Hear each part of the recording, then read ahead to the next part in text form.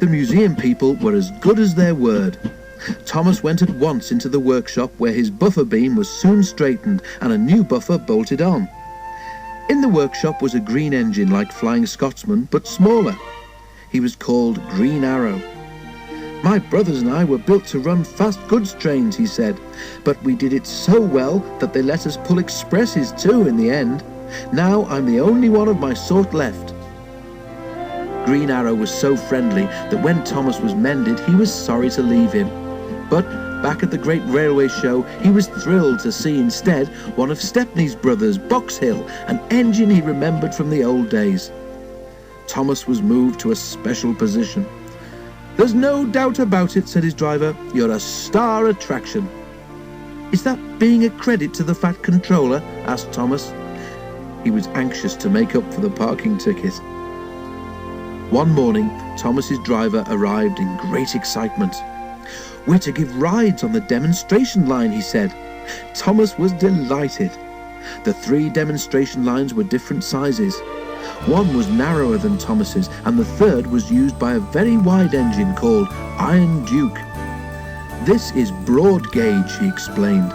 "The Great Western Railway used it until about 100 years ago." Thomas wondered if Duck knew about broad gauge.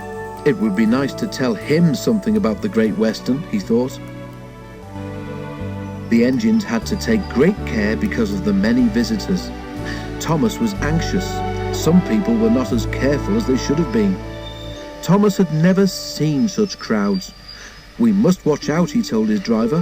"What would happen if a child got onto the line?" "Don't you worry, Thomas," replied the driver. "There are plenty of good, strong barriers, and we'll take care." But Thomas did worry. He was afraid that in an emergency he might not be able to stop soon enough. Next morning, Thomas felt better. The sun was shining, and he was looking forward to talking to Iron Duke again. He chuntered happily backwards and forwards along the demonstration line all day. Then, nearly at closing time, it happened. Thomas saw something fly through the air and land on the rails in front of him. His driver saw it too. He put the brakes hard on. "Beep, beep, beep, beep," whistled Thomas in alarm. "I must stop, I must." Thomas shuddered to a halt, and a great cloud of steam wheeshed noisily from his cylinder cocks.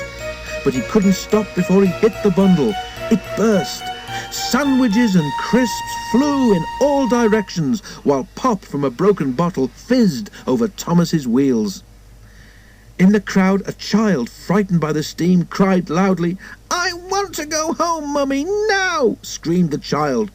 "You noisy great engine!" shouted his mother, waving her fist at Thomas. "I'm going to see the manager." "Oh dear," thought Thomas. "That's not the way to be a credit to the Fat Controller." "You did very well," comforted his driver. "Thank goodness it was only a lunch pack and not a child on the line." The fireman was inspecting Thomas. "Hey, look at this," he shouted. The driver went to see. "You damaged your brakes when you stopped suddenly," he told Thomas. "No more work until they're fixed, I'm afraid.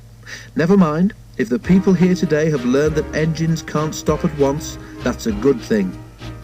Thomas hoped they had.